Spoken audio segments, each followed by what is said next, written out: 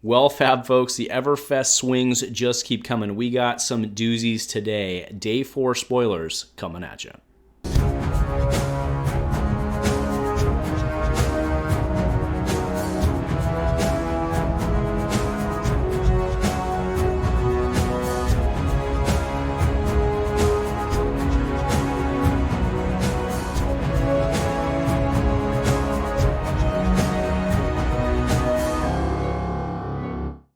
A huge shout out to our channel members for supporting what we do here. If you want to get involved with the channel and the Dice Commando community, please consider joining as a channel member. Remember, these videos are only possible with your support. You can show that support with a like, a subscribe, and by leaving us a comment and sharing your feedback. Community first, and go Commando. Hey there, Flesh and Blood folks. Welcome back to Dice Commando, and go again, a fabulous cast for Day 4 recaps. It's been one heck of a week. Thank you for tuning in tonight for the whole week. And just in general, you guys are freaking awesome. So Thursday is a busy day for me at work. So I've only caught snippets of this as we go through the day. So I want to thank everybody on my Discord for putting them in there, for having the conversation so I can pop in and pop out, basically in between meetings. I have a big presentation tomorrow, so I'm going to shoot this, get right back to work. So we're going to have some hot takes and first takes tonight. But you know what? That's what this is all about. So also shout out to all of these guys over here. We have 9... Numbers are hard. We have 9 cards today to go through, and shooting for a minute a piece. I think that'll be about right because we've got some big talkers and we've got some meh cards, I think, at the end. So, but man, we have some big talkers. So before we get started, I want to give a huge shout out to FabDB, who is our sponsor for this cast. I went and I checked last night, doing some theory crafting on my own for Benji, getting ready for that episode. Those cards are already in the system. They aren't there yet for the deck building, but they're already up there in the collection manager. Those guys do not miss a beat over there. Obviously, I always say this, they're the best resource we have because it's true. Go check out FabDB if you're not using it already. I know most of you guys already are. So probably no big news there. All right, so let's go ahead and get into it tonight. Definitely not going top down we're not going top down. We're going in order of what I want to talk about. So Mask of the Pouncing Lynx. Man, is Ninja winning so far? I think Ninja might be winning so far. That's why I opened with it. That's the thesis, not really a thesis statement, but I think Ninja's doing really well. So when an attack action card you control hits, you may destroy this equipment, Mask of the Pouncing Lynx. If you do, search your deck for an attack action card with 2 or less, banish it, then shuffle. You may play it this turn. Has 2 Blade Break. That stinks, but that's pretty consistent with what Ninja has. 2 Blade Breaks better than 1 Blade Break, right? But honestly, you're going to want to use it for the effect, I think. Like, you can tutor Benji's spec with this, right? Is that Benji? I think that's Benji wearing it. So this thing's phenomenal, I think, right? Is it better than Mask of Momentum? Probably not. But if you don't have Mask of Momentum, this will do, pig. This will do. So I like this a lot. There's no really I like this a lot. It looks really good. Looks really good. It looks utility. It looks useful. It's kind of been the theme of the week. There we go. All right, next into another Ninja. It's funny though, when I looked at this, before I clicked on it, I thought it was a Brute card. It kind of has that like haziness Brute art to it, right? But no, this is a Ninja attack. This is another Majestic for Ninjas. Again, I think Ninja's winning so far. Anyway, Break Tide combo. That's relevant. This defends 3 with combo, so it could potentially defend more than that. Combo, if Rushing River or Flood of Force was the last attack this combat chain, Break Tide gains +3, dominate, and when this hits, banish the top card of your deck. Until the end of your next turn, you may play it. And by it, they mean the card that's banished, of course.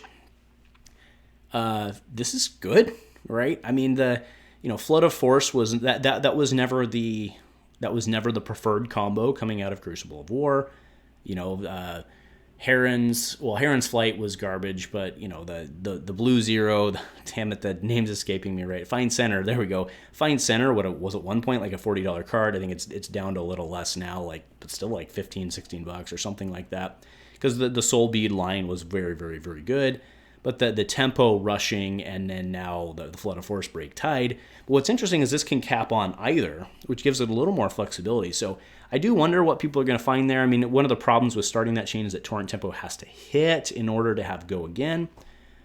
So this one's probably more like up Ira's alley, right? Because of what you can do a lot of times with Torrent of Tempos, have it come in for 6, right? And then you have your breaking scales and stuff for if you need it. So I think probably this is more Ira than anybody else. But again, it's to keep, it'll do pig, it'll do, right? So I think this is very good. Ninja's getting all sorts of toys, which is pretty sweet, right? Now, that might also imply that they're not getting any other support coming soon, but I don't know. I don't really have anything to base that on. All right, Earthworm Bounty. So we're seeing this whole theme of Majestic equipment that is essentially a sub-in for the old L equipment, right? And as I was reminded a couple days ago, not everybody has $100 to shell out. 100% appreciate that. This is, I mean, because a lot of these are probably, I mean, they'll be short printed for sure, but again, because they're not only because they're M's and easier to get, but they also are backfills for existing L's, right? They should be pretty cheap and pretty affordable. Like I bet most of these are going to end up being like $5-6, and by these I mean like the Majestic fill-in equipments for the old L's. Earthworm Bounty is pretty good, actually, right? So it has Temper. Now, Temper is always kind of an annoying little thing, but it does give you the 2 block. You can use it as a 1 if you want, but I think you want this one to stay in place. Whenever you draw a card from the effect of an action, create a seismic surge for each card drawn this way. Well, Blessing and Deliverance draws cards. There's some other pretty nasty combos out there. That new item we saw where you can dump your hand in Arsenal and then redraw, that'll just create 5 seismic surges. So now, how great of a combo is that? I don't know, but hey, it's there, right? I think this one's really, really good. I mean, it's basically the same argument I made as the mask. Like, is this better than Tectonic Plating? I don't think so, but will it get the job done? Absolutely, right? So cheers. This is awesome. All right, this one, Revel in Runeblood. So this one we had a little bit of back and forth on the Discord, because I was like, well, wouldn't you rather do an attack? But then it's another go again. I mean, it's a non-attack for go again, right? So anyway, Revel in Runeblood. If you've played an attack action card and another non-attack action card this turn, create 4 Runeblade tokens. So I actually want to give a shout out to them. A lot of times some of their writing is less than optimal. But in this case, because they said another non-attack, it excludes this card, right? Because, right, if what this had said is, if you've played an attack and a non-attack this turn, create 4 Runechant tokens, you're going to sit down versus somebody who's going to be like, no, I did play a non-attack in this one. And based on some of the rulings around Dread Triptych, actually that would hold, because those Dread Triptych rulings are just wrong. They just are. But anyway, point is, they clarified it on this word, saying you have to do another one, so you don't have to have that argument. Anyway, you do it, create 4 Runechant tokens. At the beginning of your end phase, destroy all Runechants you control. Now, our understanding of that currently is that they wouldn't pop, meaning they wouldn't deal it, they would just get bloated up. So what you're really doing is you're Mauvrianing into probably like a Consuming or something, because that's amazing, or a Meet and Greet, because those guys are just fundamental. So you do Mauvrian into Meet and Greet for your go again to Revel in Runeblood. Swing that Rosetta and poo, right? I mean, this is good. It's good. All right, Runeblades are 11s. We haven't seen Runeblades getting a ton of love so far, especially because we haven't really seen talent cards so far, which is kind of surprising. That's a topic for maybe another day, but this card's good. All right, this card's disgusting. Other Wildfire. Look, I get it. There's combo stuff you got to pull off. I know there's a lot of wizards out there who are off, doing what they want to do, making themselves happy. But, man, this card's disgusting. So deal 4 arcane damage. So cost 2. It is a Majestic, so it's a red for 2, but it's a Majestic, so it should be it should just be this one. So deal 4 arcane damage to the opposing hero. If other Wildfire is played during an opponent's turn, until end of turn, action card effects that deal arcane damage instead deal that much arcane plus X, where X is the damage dealt by other Wildfire. This card's disgusting. So everybody's like, well, it's countered because their arcane does it. And it's like, so unless it's like, so you have to play Wizard or Runeblade in order to have this be countered? Like, that's garbage. That's a garbage argument. So I mean, whatever. You guys know that I'm not a huge Wizard guy. I have my issues with Wizard being just like able to suddenly be like, okay, you only have 3 arcane and I can deal 16 and I win now. I do have issues with that, but you know what? They're way smarter than I am, so I get it. But This card's gross. This card's gross. Thank God it doesn't work on the new staff that we saw the other day, because it has to be action cards. But man, this card's Kano does Kano things for sure. This card's good. It's really good. Really good. And it's really scary. All right, Miraging Metamorph. This one caused discord in the Discord this morning. Good old Josh the intern. He hates how Prism just keeps getting tools. This one's pretty gross too, right? So 1 for 7. So it's not a light one, but it's right on par with your Wartune Heralds, right? So it's a 1 for 7. Now this is a Majestic, so it doesn't have the full band, so it's just this one. But it has Phantasm, but when it's destroyed, create a token that's a copy of an aura you control. So what's kind of interesting is that I don't believe generic Illusionist has any auras other than just the Spectral, right? I mean, I guess it doesn't have to be an illusion. It doesn't say Illusionist aura, that's fair. But by and large, you're just really if in a world where a generic Illusionist exists, you would not be able to create anything, at least as of today. But if you're looking at some of the other stuff that Prism's got out, this is rough, right? Like this is pretty rough. It's like, so you do the thing that they don't want you to do and they get a benefit out of it. This is good. This is good. I mean, there's really no question about it. This is really good. All right, microprocessors. This was the last spoil of the day. This is a data doll spec, right? This card's also really good. The only shame is that it doesn't start in play, right? So data doll spec, once per turn action, 0 opt 1. Once per turn action, 0 draw a card and then put it from your hand on top of your deck. Once per turn action, 0 banish the top card of your deck. The first time you activate microprocessor each turn, gain 1 action point. So a lot of things happening there. Now it's a blue 2, but the issue is that it's 2, but like I said, it doesn't start in play, right? So what you're really trying to do here is feed data doll. This is really good for her, because you can either set up the boost, you can set up a boost, or you can set it up to chuck the item that you want.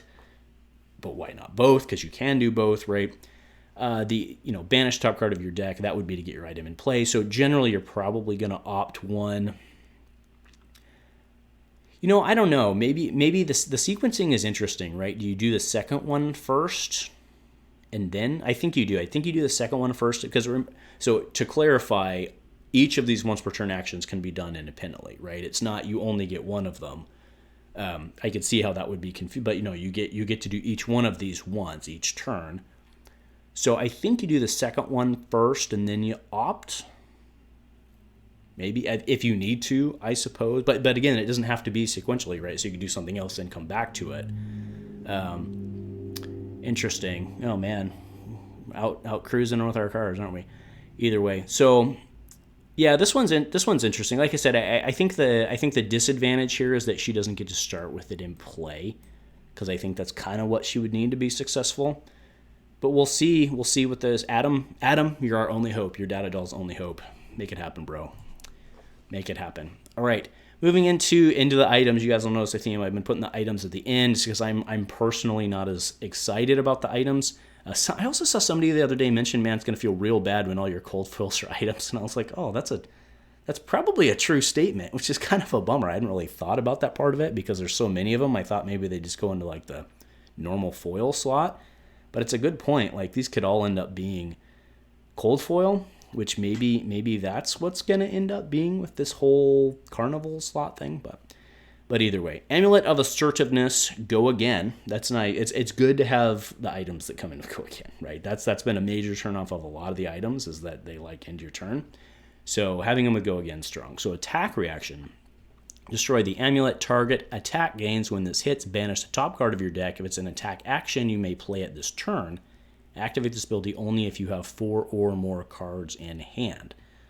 So most of the time, you're going to be having to play something from Arsenal to get this off.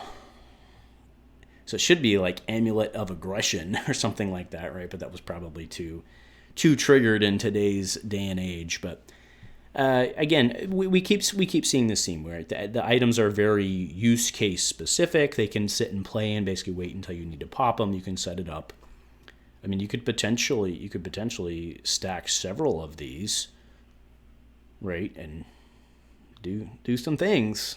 You could do some things. I mean, can you imagine the OG Lightning, the old pre-banned Lightning Briar, getting to add 3 of these on? I mean, she wouldn't want to spend the turns to set this up, to be fair, but could you imagine the OG Lightning Briar having 3 of these stacked on top and effectively getting to play 3 extra 0 cards? That seems not horrible, right? Because assuming it hit. Actually, that's interesting. Sorry, I know I'm longer than a minute already on this, but because you have these in play, actually, oh man, that's actually really good. Because you have these in play, because you have to have 4 cards in hand to use the ability, right? It makes them block that first one, because if that first one doesn't block and then you attack, react, you get to effectively, in theory, use X cards or X's. Oh, this one's pretty sexy, right? Now, in terms of do I like it or not, I don't know, but the design on this is actually really good. Wow, well done, actually. This is really good because it forces, but you guys know I like it when it forces player decisions. This is good. This is well done card. Well done card. But let's move on for time. All right, so I apologize about the image on this one. It's the only one I could find at the time. This is Talisman of Recompense, so go again. Go again. Also has go, so I was going to say go again. Also has go again. Whenever you pitch a card, if you would gain exactly 1 energy, instead destroy Talisman of Recompense and gain 3 energy. So this is an always-on thing. It's an always-on thing. So basically, whenever you pitch a red, I think that's the only, because it doesn't say that, but I think that's the only thing that would trigger it, right? Because it says when you pitch a card, if you would gain exactly 1. So I guess if there's something else that makes you gain less, maybe. There's probably a reason it's written that way. I can't wrap my head around it right now. Again, it's not a problem. It's perfectly fine. I'm just trying to think. That's what we're here for. Just try to think of the use and abuse, right? Either way, you can turn your 1s into 3s by popping this. Now, if you had several of these stacked, you could pitch a 1 and gain 9, right? Am I understanding that correctly? I think that's the case. That's potentially abusive in, like, Bravo, right? Pitch, like, your red blessing or something and gain 9 and pop your whatever the big crush that we saw on day 2 this week was. Actually, to be fair, that one wasn't a crush because it just needed a hit to do -4. I'll put it up. Sorry, I don't remember the name. So yeah, that's, if I'm understanding that, I think that works that way, right? If you had 3 of these stacked, you pitch a red, you gain 9, right? I think so. So we'll see. All right, so that'll do us for day 4. Now we do have one more day of spoilers left. I'll be honest, I didn't realize that we did. So it's like a extra super bonus. So very, very exciting. So anyway, folks, that'll do me for today. I know I'm way over. My apologies, but there was a lot of stuff that happened like as I was looking at this. So either way, hope it's okay with you. And either way, you probably already clicked off. So either way, I want to remind everybody, my buddies over at Gongai Games, go ahead and give them a call if you are looking to buy. With the way that things keep getting better as we go this week, I'm swinging more towards the buying boxes angle instead of the singles angle personally. But you got to do you. But either way, code Commando10 at checkout, or just tell them on the phone for 10% off your purchase. Helps them. I see no kickback, but helps them, helps you. And that's awesome. And then Travis over at Fab Foundry, actually was talking to him just today about some Blitz tournaments and how he's changing his structure. He's a normal dude who runs Fab stuff, and he sells singles. And if you use the code below, or if you use the link below when you go to checkout, I get a small kickback from that. Awesome dude.